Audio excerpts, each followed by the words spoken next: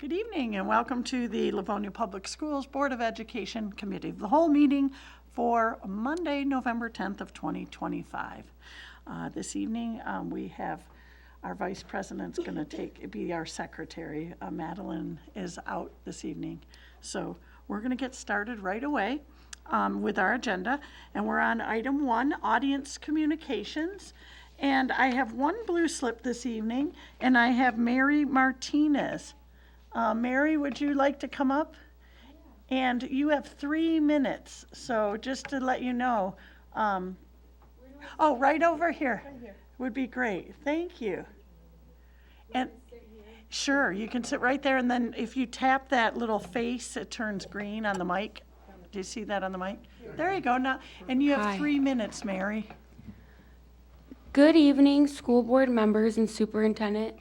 My name is Mary D. Martinez, and I am not a Livonia resident, but I am proud to be a Wayne County resident and a small business owner. I am the owner of All American Parties, LLC, a family entertainment company that specializes in balloon arches and face painting. I also am the owner of a publishing company called 1995 Martinez Storytime. Through my publishing company, I created a children's book series titled Adventure Abroad with the McComas Siblings. The series teaches children core values and the importance of making good decisions that serve their bigger picture. The stories follow American twins, Mary and Michael, as they travel across the Atlantic Ocean on an exciting adventure to Paris, France, to study abroad. This fast-paced, entertaining stories keep young readers engaged while also teaching them meaningful lessons that inspire success in their own lives. I absolutely love visiting classrooms to host unforgettable story times and creative writing workshops. My goal is to spark the imagination of young readers and to show children the power of passion and effort, helping them see that they too can create and share their own stories. If you know any teachers or schools that would like to invite an author to visit their classrooms, I would be honored to connect. I will leave my business cards by the sign-in sheet on the table for anyone interested. Thank you so much for your time, and thank you to all the students and to the community. Thank you, Mary. Mary, can I just ask you a quick question? What age group would your book be for? 9 to 14. It's a family read. Awesome, ages 9 to 14. Yeah. Thank you so much. Thank you for being here tonight. Thank you. Yes. Oh, she's got to get her ball. Goodbye. All right. Can you pass that down? To me? Yeah, I guess it goes to you, but then it goes. All right, we're going to move on to item 2, Committee of the Whole. This evening, we don't have anything on our agenda dealing with the Committee of the Whole, so we will move on to item 3, our Operations Committee, and I'm going to turn it over to Mrs. Burton. Good evening, Mrs. Burton. Good evening. And we are going to just alter, yes, it's on, thank you. We're going to make a slight adjustment in the order of the items for operations. We are going to move item F, purchase of district generator, up to the B position slot. So we'll hear right now from Mr. Green and Mr. Weber and Colin, again, Mr. Frick. Thank you. Regarding the 2026 bond renovations and then the district generator. Okay, good evening. Thanks for having us this evening. It is hard to believe, but we are entering our final phase of schools for the 2021 bond. We launched our work in the summer of 2022. Can anybody remember the buildings? Emerson, Cooper, Coolidge, Kennedy, and Randolph. And we are now ending with the summer of 2026 schools of Webster, Niji, Eero, and Garfield Community. Brian Weber, you've seen him at the Committee of the Whole meeting several times. We have video footage of you, Brian, for many years now. And Colin Frink from Plant Moran Real Point are here tonight to discuss the 2026 bond package results with the Board of Education, including the bid process, interviews that took place in relation to the good bid coverage that was present as a result of the opening of bids on October 27th. And like last year, Clark Construction went with the electronic bid package, which Brian and Colin can speak more to. And as a reminder for those not in the operations business, when we say good bid coverage on bond projects, we refer to the presence of a sufficient number of qualified contractors who have submitted competitive bids, thereby ensuring a fair and reliable selection process. As this is my first go-around for this presentation, I will be relying on Brian and Colin for more specific details, but I wanted to extend my appreciation to them for inviting me to all applicable meetings during this process, and I felt in the loop at all times, not only on the work ahead, but also in the data that they were discovering through this process. So I'm going to turn it over to you, Brian. Thank you very much, Mr. Green.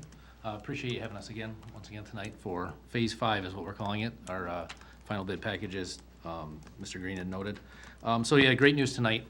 We had great bid coverage, as Mr. Green alluded to. We had a total of 138 bid proposals come in across multiple bid categories. That's over 20% more than we did previous year. So a lot of good hard work of reach out. And Mr. Green had noted we now accept as an option of digital bid submissions. Previously, it was always put your copies on paper, mail it, or bring it in by person, all three hard copies. By allowing the digital submission, which we've worked through legal counsel to make sure it satisfies all public bid requirements, it's a lot easier for these contractors, so that we've seen an uptick by acquiring that process as well. So we still do offer the hard bid if somebody needs to walk it in, if they don't have the technology or it's not convenient for them. So we let both options come in. It's been very successful. So yeah, our typical public bid process went out in early October, received bids on October 27th, as noted. Then went through our typical due diligence process. Clark Construction led the way. We had French architects, we had the engineers in the room, and just vetting out each one of these contractors to make sure they're not just the low price, but the lowest responsible bidder is the goal, to make sure we're coming with a complete package, and they have all the scope necessary to have that full package. So with that said, I will skip to page 3 if you're following along in the packet. Our budget was $8.9 million. The good news is we came down just below that, $8.7 million of actual hard construction from the contractors that submitted, full coverage on all the scopes we anticipated. So we did come in under budget this year, which is great news. Tailing onto that, you'll see in the next section of the construction manager fees, costs, and staffing. So these are multipliers, the general conditions, the ancillary items that will be billed directly from Clark Construction to the district, which is typical. They have their pre-negotiated fee that gets marked up on top of that. And then we also included staffing to make sure that these buildings will have each one of their own superintendents. So we capture that staffing in this recommendation as well. Mm-hmm. On top of that, we have our typical 7% construction contingency. We've been carrying that for every summer. We're going to continue that percentage. So all things said and done, at the bottom, the recommendation is a total of $9,918,227. And that is $344,000 below budget. So those costs will be captured and rolled into the owner contingency with the bond program. So all good news here. Further in the packet is just a recommendation from Clark Construction. I don't have it printed out, but also it is a complete bid tabulation for every contractor that did participate in the program. So a lot of good news. We are hitting the ground running. They're already drafting contracts. There's still long lead items. We have market conditions we're going to try and adapt to, but they've prioritized all the long lead items, and they're going to hit the ground running as soon as we get formal approval. Following next Monday, we're ready to go and like I said, hit the ground running with contracts and releasing shop drawings. So. Okay. Questions, comments on this item? Mr. Johnson. Thank you, Mrs. Burton. I just want to recognize once again that this is coming in below budget by quite a few $100,000, and you guys always do a great job of bringing it in, so we appreciate that. I appreciate that. Thank you. I would just say we've talked a lot, I'm sorry. No, go ahead. I would just say we've talked a lot about coverage, and I know that Plant Moran Real Point, as well as Clark, understand that that's a significant aspect for our district, and that it's not that there aren't many contractors we are happy with the work that they've done, but we really want those competitive bids so that we can bring forward to you the very best package possible. So as you take a look at the number of bidders per item, we are very, very pleased with the coverage. Mrs. Wright, did you have that?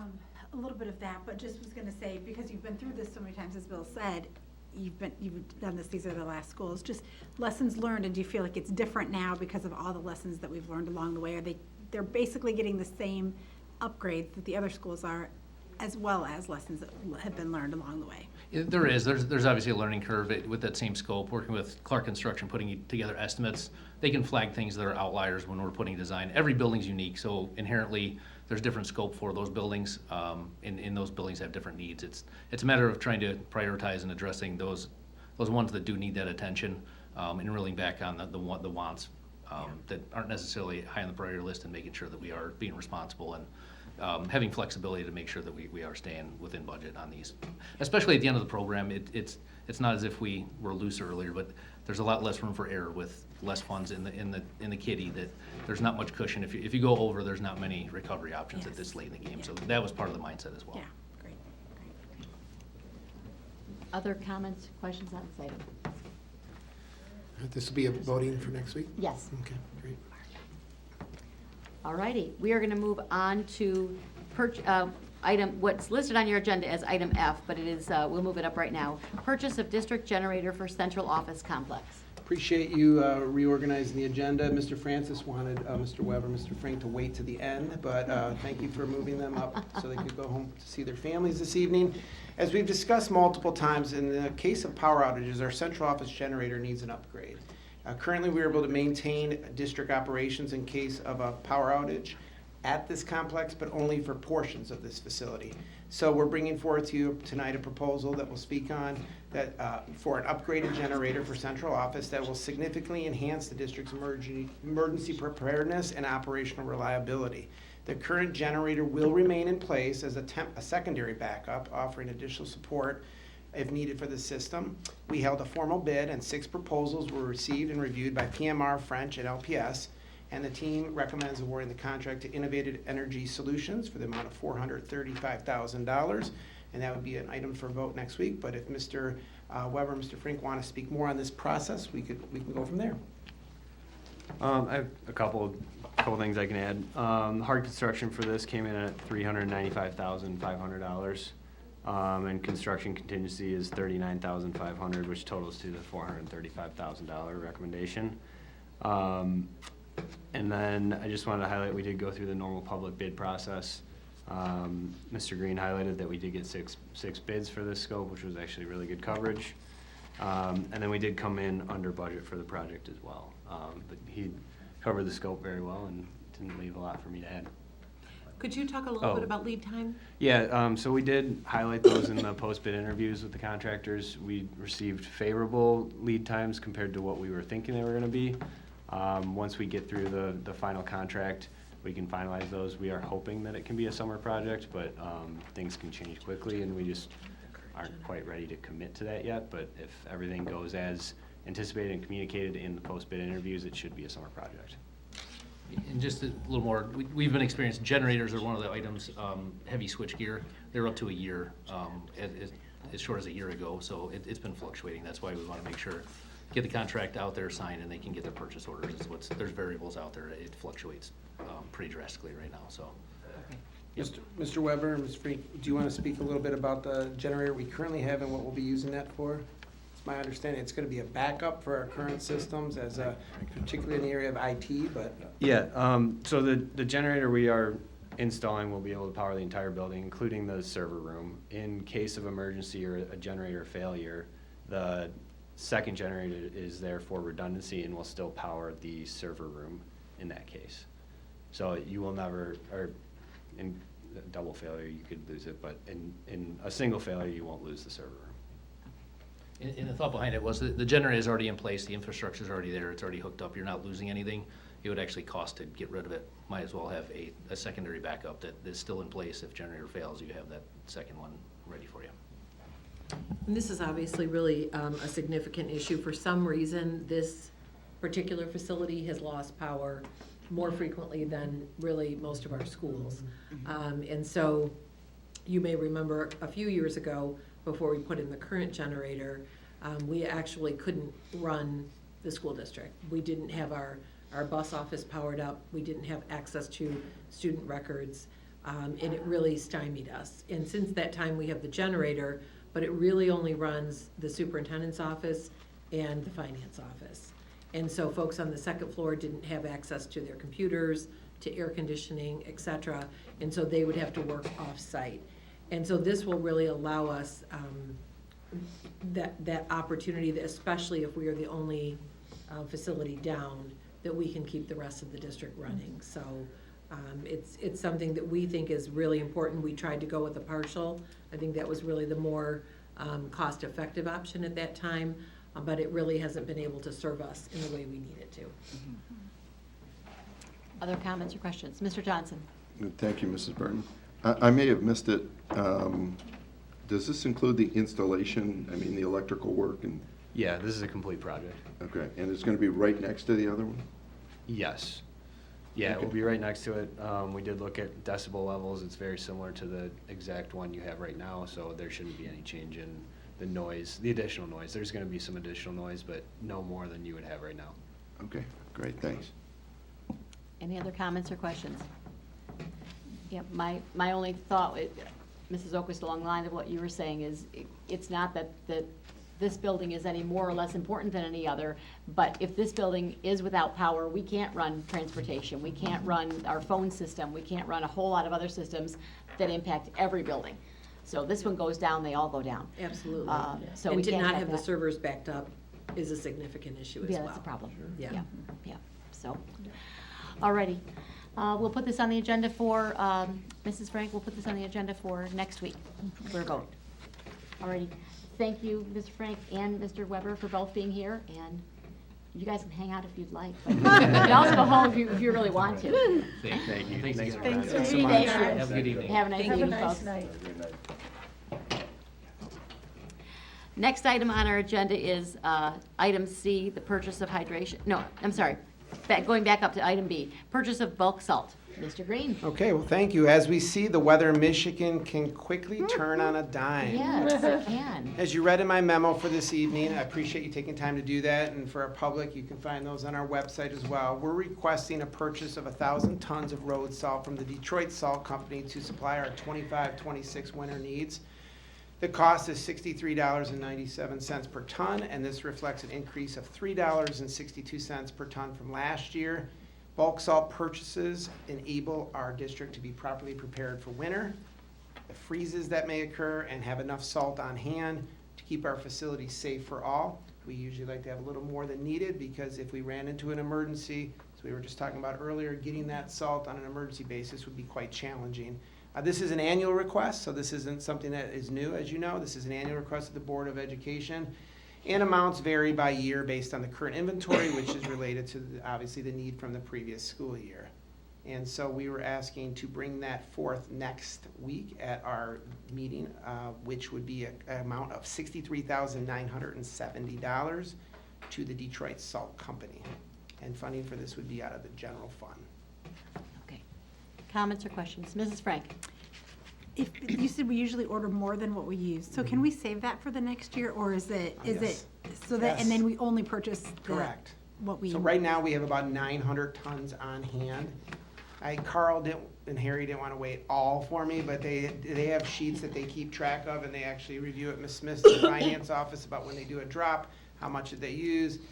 And so I asked for their best estimate, and we're somewhere between 850 and 900 tons is what they believe we have on hand currently. So, you know, if you believe the Farmer's Almanac and some other forecasts, we could be in for quite a bit of snow this winter, but we'll see. We'll review the video and see if the acorns falling theory or the Farmer's Almanac or just we're due for a winter is gonna happen or not, but we always wanna be prepared.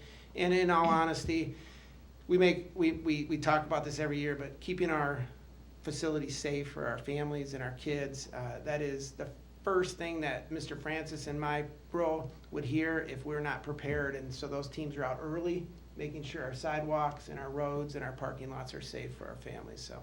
And we use about 1,500 a year. About 1,500 tons. Okay. So. Comments or questions on this item? Mr. Green and/or Mrs. Oquist, whichever one of you wants to tackle this, can you just take this opportunity to review for folks what goes into the school closure decision? Sure. Well, Mr. Green is excited to be part of that process this Yes. year. Mrs. Green has Carl has Mrs. Green's number. So we really have multiple factors, but one of the things we look at is the ability for our buses to traverse the 36 square miles of this district. That's really one of the first things, because it's not just about whether cars can get through, it's also about, and whether students can get there, but part of it is, can our buses manage not only the main roads, but the side streets? So that is one significant question. The second is, are most areas safe and clear for students who are walkers? So we know that students are going to walk through some snow and slush in their neighborhoods, but for the most part, is it safe for students to be able to get to school if they are walkers? Now, it may be cold, and it may be snowy, and it may be sleet, but we live in Michigan, and so there is an element of that. And so we're really looking at safe transportation for our staff who are driving in.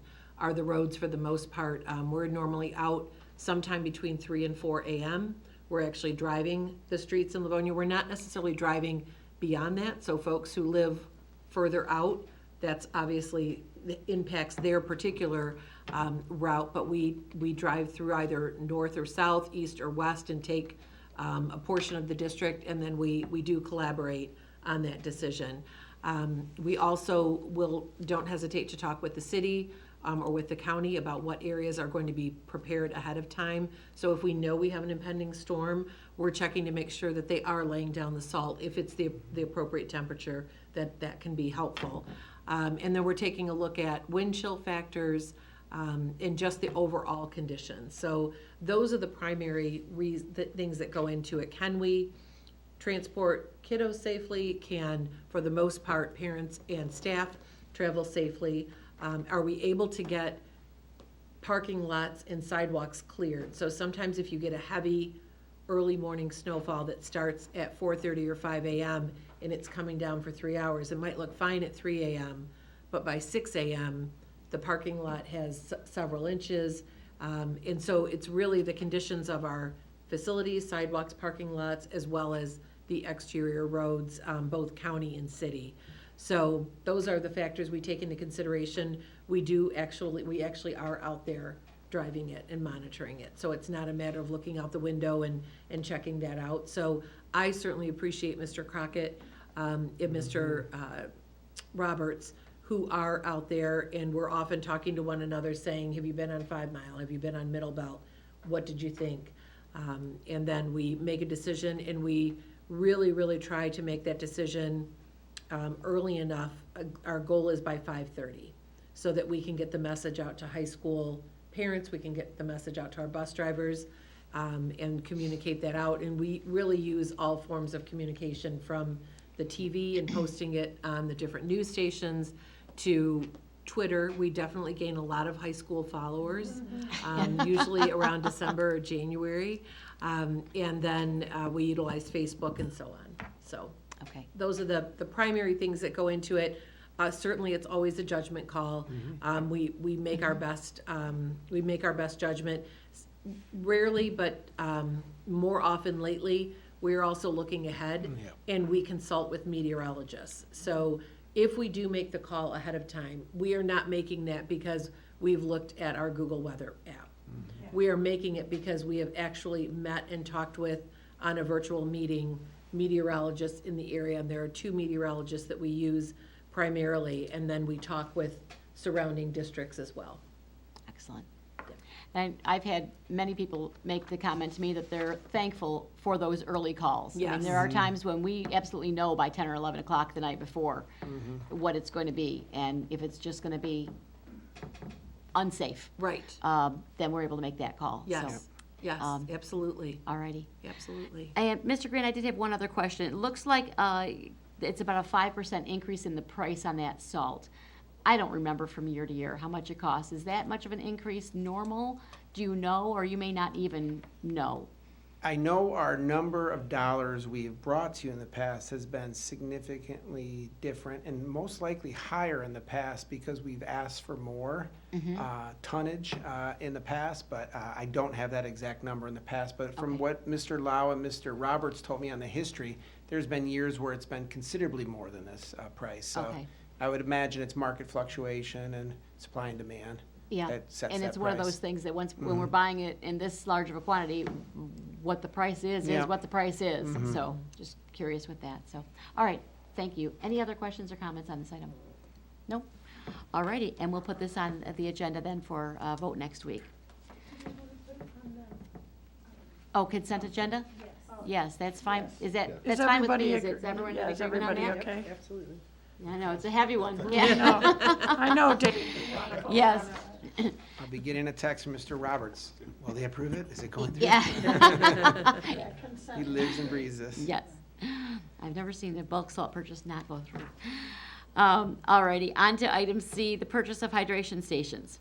Mr. Green. All right, this is a great topic. You know, one of the things I appreciate about this Board of Education is we have opportunities to speak on topics multiple times, either through study sessions or previous years. So last November at this time, Mr. Francis and others were talking to you about the hydration stations and the Filter First and the work that Livonia was doing ahead of schedule on all of this.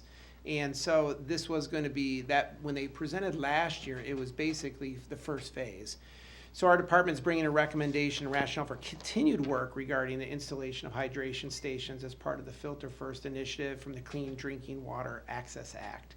Our recommendation that you'll see in the memo is to award this project to Spartan Construction out of Livonia, Michigan, the total amount of $483,000, which won't exceed our grant allocation.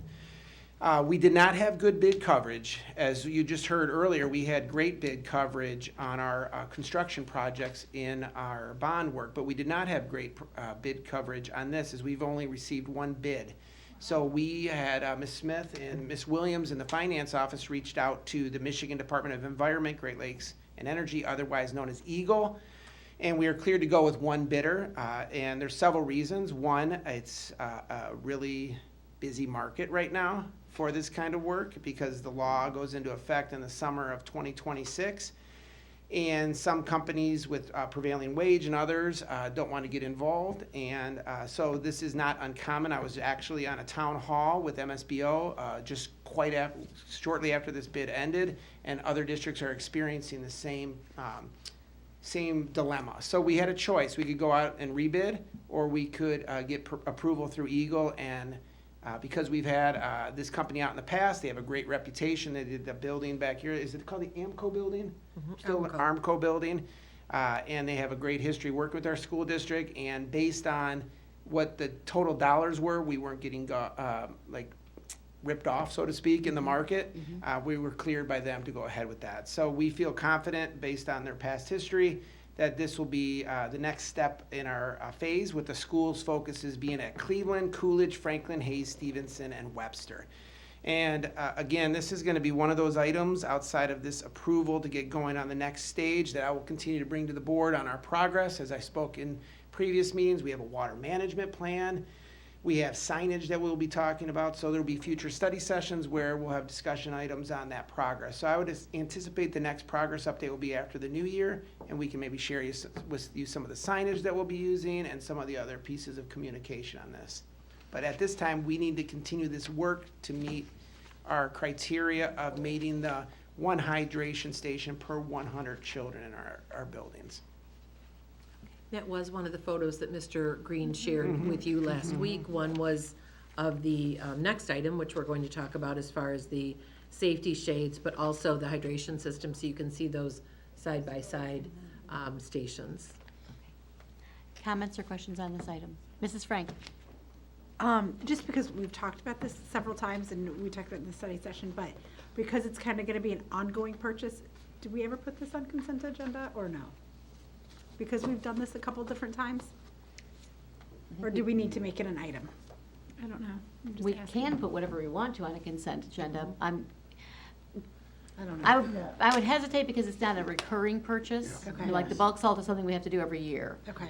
I think this is more of a project, so maybe we're gonna be seeing it several times, but I would prefer maybe keeping it on the regular Yeah. agenda. I agree. Yep. Mr. Johnson? Thank you, Mrs. Burton. Mr. Green, remind me, I know this is a grant purchase. And I'm trying to recall, I think we spoke about it before, but I'm not sure. Is this something that we have to pay for up front and then get reimbursement for? Yes, that is Yes. correct. Okay, that's what I thought. Yep. And this is one of those grants that technically you have to fulfill the letter of the law by June, but if the grant money doesn't satisfy a district's ability to do so, they're not out of compliance, which is an interesting piece. So that's, more funds will be released each year. So we would imagine, based on the town hall I was on, some districts will get waivers come June. We will be fine. We're gonna meet our targets. But I would imagine some districts will have to pause work because they won't have that money released, and they'll have to wait for the next grant cycle to open and continue to do the work, so. Okay, all right, that's what I thought, I wasn't sure, thanks. Mrs. Bradford? I just want to thank you for keeping on top of this. I know we started this discussion a year ago, and we knew that we wanted to be in a certain space. And I'm happy that we were able to secure one bid at least and get the project going, because if we couldn't, we would be behind our schedule. So Yeah, it's Mr. great that- Francis and Mr. Lau were ahead of the game on this. They Yeah. really were. I'm really proud of that, because we want to be on time with that, for sure. All righty. Any other questions or comments? Okay, and if we can get this on the agenda for next week for a vote. All right. Next item on our agenda is item D, the purchase of lockdown shades. Mr. Okay, Green? here we go again. I'm still up. We discussed this last week at some detail when we were over at Buchanan for their Point of Pride presentation. And tonight we're going to bring a recommendation for additional purchases of lockdown safety shades from Taylor Nightlock in the amount of $45,000. Well, let me see. We just rebid this today at the end of the day. $45,095. What is that? What you have in 68 cents? Okay, great. I just want to make sure I had the correct dollar amount. And these lockdown shades, as you read and we reviewed, and I sent you a picture, can be quickly pulled down during a lockdown to prevent visibility into classrooms. This is a continuation of purchases from other orders of lockdown shades. So while we have 3 quotes, we felt it was important to have the same specifications, the same functionality, and ease of installing with this particular product we've already installed in many, many windows in our building and side lights in our building. And as we also discussed last week, the expectation across the school district with staff is to, and it was also advertised in our employee safety flip book, is that these are in the up position. So if you were to visit a building during the school day and it was a normal day, you would see the side lights and they look different depending on the sizes. So we have some custom ordered sizes here. Those should be up. And if there was a immediate need to close those, that would be rare, but those are mostly for an immediate closing during a lockdown. And that's part of our safety procedures that our building crisis response teams work on with their staff. And that's something that we also talk about in our district safety committee and also in our employee handbook or safety flip book that we give to our staff as well. So it's part of a comprehensive safety package. So we're looking to continue that purchase. We have all of our specifications from all the buildings, and you have the amount that we're going to be asking for you to vote on next week. All righty. Comments and questions on this item? So as Mr. Green said, the overwhelming majority of typical doors, classroom doors, have been covered. Those are the ones that might have a typical size side light in their door. And this is getting to some doors, some classrooms that perhaps may have not been a classroom in prior years, but they are now, or those unusual sized windows that did not have the night shades. So this should get us pretty close to the finish line. Excellent. Yeah. All right. Are those present for this building also? We have primarily the frosted glass here. Okay. So we have the frosted glass where you may have the top 18 inches or Yep. so clear, frosted all the way down, and then you have the bottom 18 inches or so clear, so that you get some natural light. And then we have glass doors on most of the offices, so we wouldn't have a side light on there. But those automatically lock in the time of a lockdown. Okay, so we've got it And covered then they that have way. offices within them. Yep. Yep. Okay. Any other comments or questions? No? All right, can we put this on the agenda for next week for a vote? And The last item on operations is purchase of physical education and field house fans. This is another project that I am so grateful to have inherited from Mr. Francis. He had a thought about our upper elementary, middle school, high school gyms, as we discussed last week, that they do not have air conditioning in those facilities. And so we wanted to find a solution for those teachers that are teaching and having class in those areas or sports in those field houses. And we found a great fan that is a 6-foot blackjack portable fan. And we had a sample over at Franklin High School that we were able to see in action. And after that, and talking about do we want to have them installed, that brought in all sorts of electrical work and some of those other pieces. We decided to go and lean on the portable option. So tonight we're going to bring a recommendation for you to purchase a series of physical education and fieldhouse fans per the memo in your packet. This investment will support improved air movement and temperature regulation in instructional and athletic spaces, particularly during warmer months or when HVAC performance is limited. At this time, those spaces, as I said, do not have air conditioning, and thus these fans at certain times will provide great comfort. When we saw the fan in action at Franklin, it was, I think, 60 degrees that day, and there were students shooting baskets as part of their practice, and you felt great right by the three-point line, right by the free throw line. You could feel that fan, but in not a loud way, and it's just really an impressive piece of equipment. So as I said, we have one portable unit at this time, and so the portable option also gave us some opportunities. If the school needed them somewhere else or some system was down, we could easily move them around within those schools as well. So this is going to be a great purchase. It's going to be for 18 of them, 6-foot ones, and so 6 foot's pretty tall, right? So when you asked me last week how big that is, and their fingers won't go in there and get caught or anything like that, but the amount is $113,874. Is that the total we have? Does that match what you have on your agenda? Just always like to make sure my numbers are right, and I believe that is correct. I'm so happy that we had some friends in the audience tonight, but I will be reading this next week, or one of you will be having to read it next week, and I want to assure the viewing public that the company is called Big Ass Fans, and they're out of Lexington, Kentucky, but please note that we have decals that we put on that in the building, so you will not get any calls or letters saying anything otherwise. So we've had that for years in our weight rooms and our portable fans as well. So I don't want anybody to be surprised next week. But I know you have some of that background. So we're asking for you to put that as a voting item next week. All right. Mrs. Bradford. Thank you. Thank you for putting the decals over that. Absolutely. That could cause a problem Yep. with the fans. So Yep. we appreciate the decals Absolutely. and the changes on that, the name. So thanks. The fans and the fans. The fans. Yes. Exactly. I may have missed something here. Okay, we've got them mounted to our ceilings in our weight rooms. In our gyms, they're going to be portable. Is that correct? Mhm, that is correct. Okay. So in the upper L's, we'll have one in each of our upper L's. We'll have Okay. one in each of our middles, and then we'll have one in each of our competition gyms, and then a couple in our couple in each of our competition gyms, and then our field houses. So the breakdown would be 3 for our upper L's, 6 for our middle schools, so 2 for each of those, and then 9 for our high schools, so 3 for each high school. Okay. And they can, because they're portable, they can decide how they want to move them around.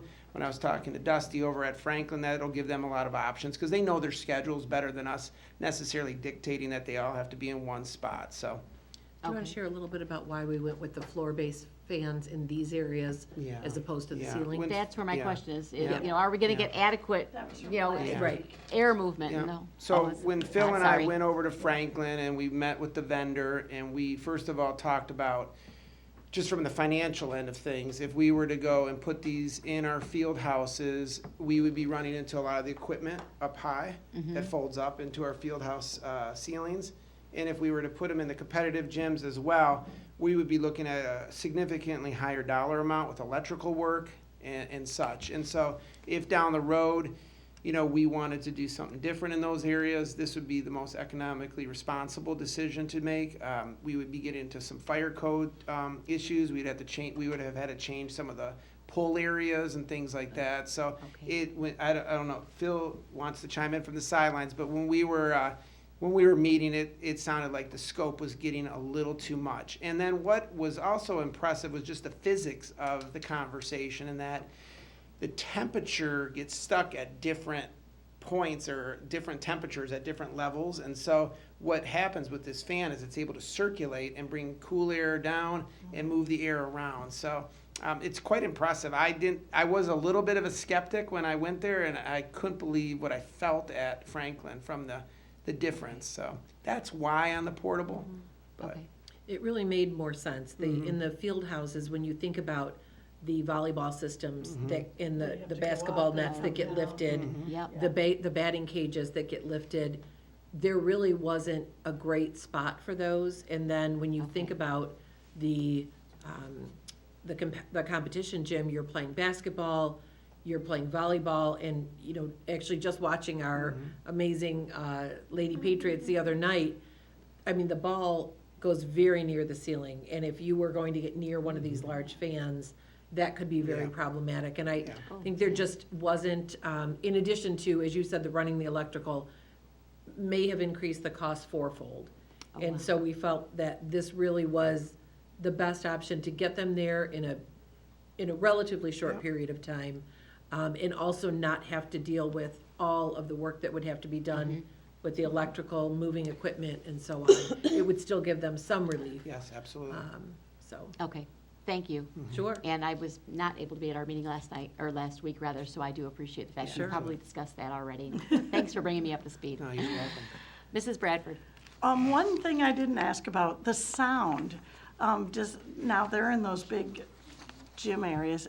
Do you notice that would there be any issues with sound or using the equipment? So I have memories of being a child and having the fan Yes, on the wall in my classroom, yes. and papers blowing and yes. everything, chaos and the noise. I was just stunned how I couldn't even hear. I had to go over there, and I felt it. Great, okay. It felt good, but I didn't believe it was on, and I went over there, and it's just So whatever they the made great. engineering They is. probably made great tremendous. strides in the sound. Do you guys on remember those. those in the corner Oh, of the yes, room? I The started to big think ones about a lot that, of and I was like, PTAs oh, bought and boy. mounted.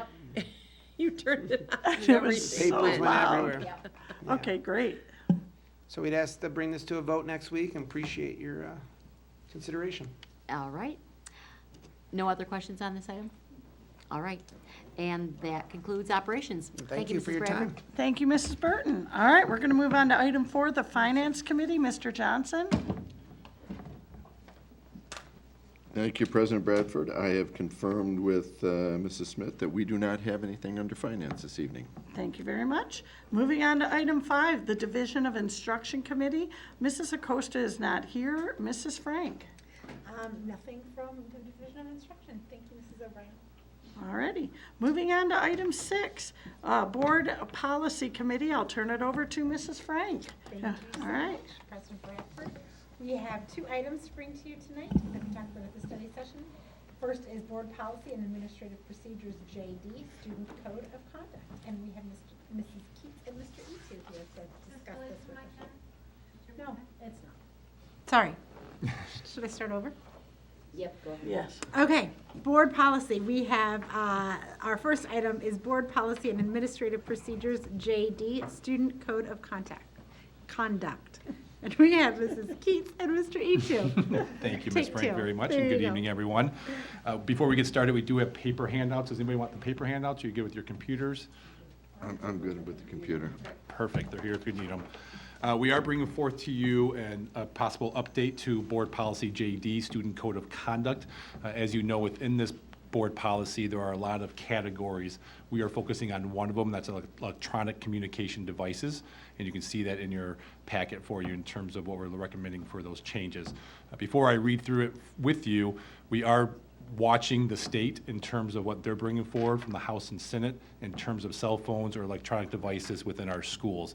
And that can go one way or the other. It could be anywhere from it's up to the local school districts to make those decisions, or they could mandate exactly what it looks like in our school buildings. So we want to make sure we move forward with an updated policy that puts us in a good position regardless what comes forward from the state. What you see here in the board policy, and then when we get to the administrative procedures, is what we're currently doing this school year in our schools. This is nothing new for our buildings, our administration, our staff, our teachers, our students, and of course our parents. They're well aware of it. It's in their student handbooks. We want to make it within our board policy as well. Anything to update before that? Okay. Would you like me to read the board policy? All right, Here we go. Board policy JD, students, student code of conduct. Personal electronic devices. Personal electronic devices such as cell phones, tablets, laptops, smartwatches, e-readers, and any device capable of sending, receiving, or storing digital data are permitted on school property.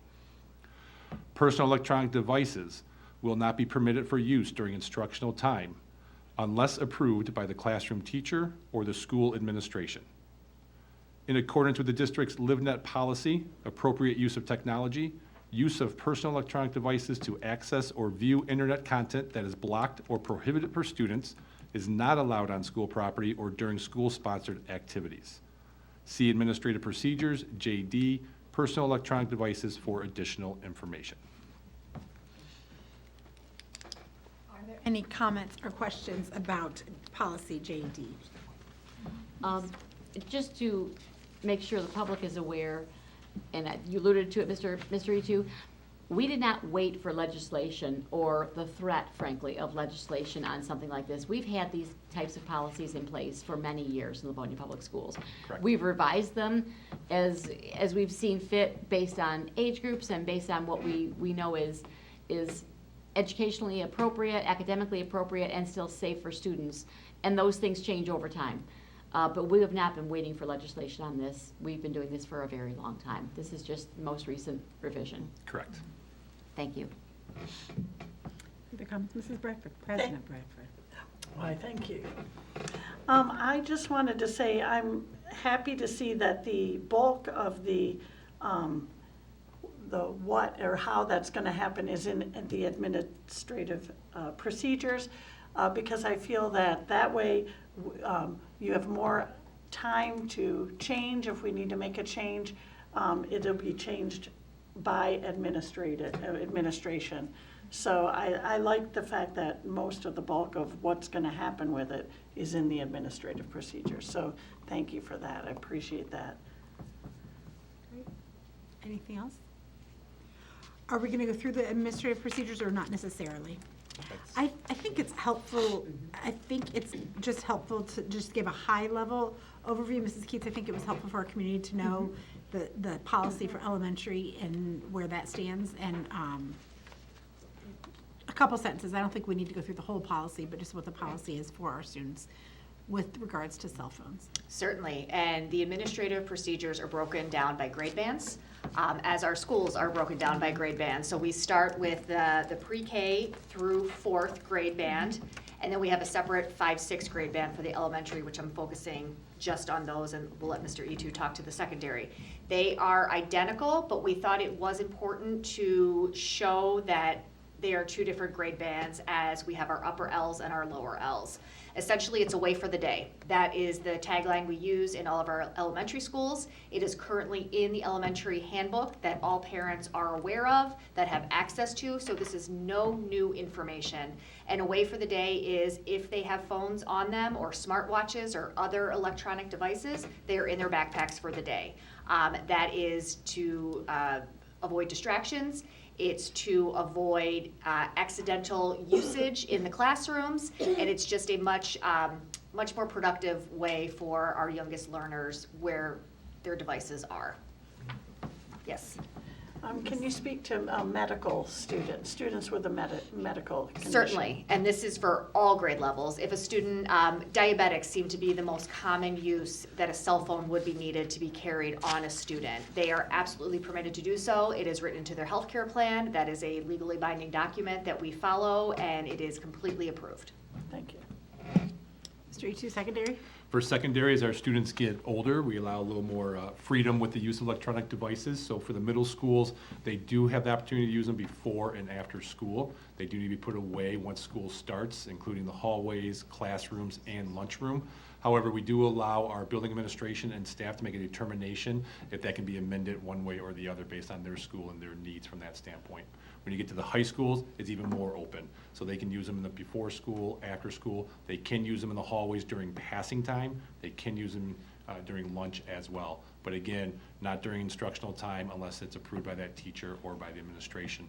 And then each classroom has the opportunity to have classroom caddies, where when the students walk into their classroom, they put them into a slot within that room and they collect it at the end of it, or pull it out during the class itself for instruction and whatnot if it's allowed by that teacher.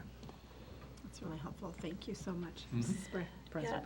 Yeah, thank you. So those caddies, that's based on the individual teacher. Correct. Some teachers do not use the caddy style, but some do. It just Correct. depends on their preferences, correct? Yes. Thank you. Anything else? Thank you. I think it's so great to have a policy, a district policy that everybody's aware of, that it is different based on grade level, but I think to make it clear to the parents, to make it clear to our community is really, really helpful. So we'll move that on to have a first reading at the next board meeting on the 17th. And then we will move on to Board Policy and Administrative Procedures, JAB, Non-Discrimination on the Basis of Disability, Section 504. And Mrs. Sprout is going to help us with that.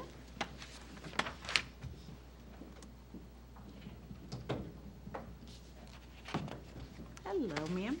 Good evening. Good evening. Thank you for having me here tonight to discuss policy JAB. So previously, this policy was listed as the non-discrimination on the basis of handicap, section 504. As we've updated terminology as time goes on, we're looking to also update this board policy, which was originally adopted in 2016. So you'll notice throughout our board policy, the only change in this that is substantial is changing the word handicap to the word disability. So that's the only switch that we have throughout the board policy. And let me take that back. There is one other change in board policy, and that's where we've removed the address of the Office of Civil Rights, just because we have a little bit of confusion with what address is officially on right now. So we want to make that just a little bit more general so that we know we can reach out to any of the Offices of Civil Rights if there is a complaint. Okay. And just so the community is aware, it's not our confusion, it's the government's confusion of Thank where you the for saying that. office- So, yes. So the confusion is just where that address is. Yes. And that doesn't come from us. Thank you. Yes. Okay, any questions on this? I think it's so appropriate to do at this time, and thank you for going through it. Any other comments or questions on this policy? Then we'll put that for a first reading on the 17th as well. Okay. Do we want to talk about the Administrative procedures. Basically, it was the same thing, right? It's just changing wording from Absolutely. handicap to students with a disability? Yep, we did absolutely change that. The only other thing here is that we kept the language true to the section 504. So when we talk about students with disabilities, in particular, under the definition section, you might notice that some of this terminology might seem a little dated. It says in here that if a student has a physical or mental impairment which substantially limits one or more major life activities, that is purposely left as a physical or mental impairment because that's the language in the legislation, and we want to be consistent with that. Perfect. And we talked about this today's session, that those last several lines are because there was a typo in the original, that's not, we're not deleting it, it was just a duplication. You're exactly right. So it's nice when you go back over time that you get to, make those corrections that were just missed in the middle somewhere. Yes, perfect. Okay. Thank you. Any other comments or questions on that one? Okay, thank you, Mrs. Sprout. And that concludes the policy committee. President Bradford? Thank you, Vice President Frank. Appreciate it. All right, moving on to item 7, the Human Resources Committee, and I'll turn it over to Mr. McFarland. Hello, President Bradford. Unless something has changed, we do not have anything on our agenda from Human Resources tonight. Why, thank you. All right, we'll move on to item 8, the Legislative Committee, and Mrs. Jarvis. Thank you, President Bradford. At this time, there are no considerations on the Legislative Committee agenda unless Mrs. Oquist has something to add. Not tonight. Thank you. Oh my goodness, I'm gonna try to flip the page. I know. Okay. Well, folks, if you're watching from home, this might be a record. We are going to go ahead and, we don't have any other business before the board this evening. We are going to go ahead and adjourn the meeting tonight at 7:25. Wow. Way to go. All right, I hope everybody has a great evening, and we'll see you next week, next Monday evening for our regular board meeting. So come and tune in or come and see us. Thank you, have a good evening.